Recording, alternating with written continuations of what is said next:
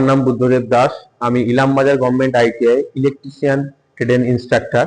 আজকে আমরা যে বিষয়টা নিয়ে আমরা সাধারণত পড়াশোনা করব সেটা হচ্ছে আমাদের সেফটি। ইলেকট্রিশিয়ান হিসেবে একজন ইলেকট্রিশিয়ান হিসেবে তাকে সেফটি সম্বন্ধে অবশ্যই সবসময় জ্ঞান থাকতে হবে। তো আমাদের আজকে প্রথম যে পার্ট যে বিষয়টা সেটা হচ্ছে আমাদের পিপিই। পিপিই অর্থাৎ পার্সোনাল প্রোটেক্টিভ ইকুইপমেন্ট, ব্যক্তিগত সুরক্ষামূলক সরঞ্জাম। পিপিই সাধারণত আমরা দুটি টাইপের ব্যবহার করে থাকি, জেনে থাকি, নন রেসপিরেটরি আর একটা হচ্ছে রেসপিরেটরি।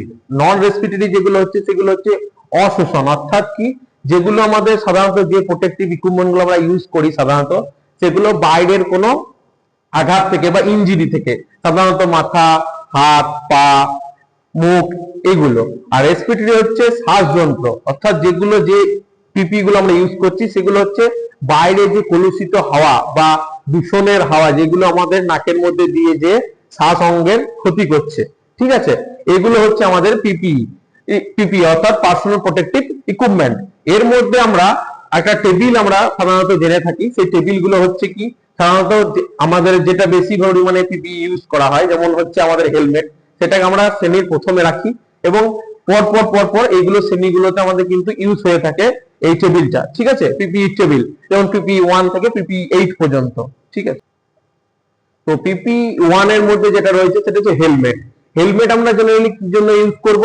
বাইরের কোনো বস্তু, যখন আমরা একজন ইলেকট্রিশিয়ান কাজ করব কোনো উঁচু জায়গাতে বা কোন একটা ইন্ডাস্ট্রিতে, তখন আমাদের মাথা সুরক্ষার জন্য আমরা হেলমেটটা ইউজ করে থাকি সাধারণত। পিপি 2 এর মধ্যে কি রয়েছে? পিপি 2 এর মধ্যে রয়েছে সেফটি ফুটওয়্যার। ফুটওয়্যার মানে অর্থাৎ সাধারণত আমরা যেটা ইউজ করব সেটা হচ্ছে জুতো, ঠিক আছে। আমরা লেদারের জুতো বেশিভাবে ইউজ করব, কারণ আমাদের পায়ের সুরক্ষার জন্য আমাদেরকে জুতোটা ইউজ করতে হবে। আর পিপি 3 এর মধ্যে রয়েছে কি রেসপিরেটরি প্রোটেক্টিভ ইকুইপমেন্ট।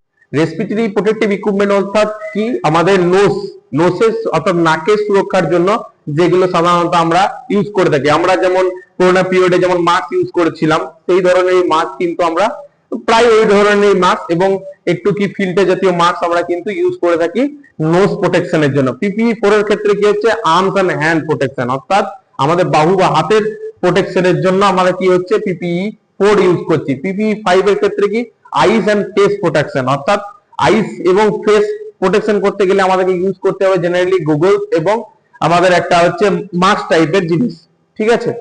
যেটা রয়েছে পিপিই 6 অর্থাৎ প্রোটেক্টিভ ক্লথিং এন্ড কভার, অর্থাৎ কি আমাদের গোটা শরীরের একটা কভার বা একটা সরঞ্জাম, সাজ সরঞ্জাম, সেটা ইউজ করা হয়। নেক্সট হচ্ছে পিপিই 7 অর্থাৎ এটার ক্ষেত্রে কি এয়ার প্রোটেকশন, এটার ক্ষেত্রে ইউজ করা হয় আমাদের সাধারণত এয়ার মাস্ক। আর পিপিই 8 অর্থাৎ শেষ যেটা, সেটা হচ্ছে সেফটি বেল্ট, যেগুলো আমাদের সেফটি বেল্ট হিসেবে ইউজ করা যায় অ্যাজ এ পিপিই।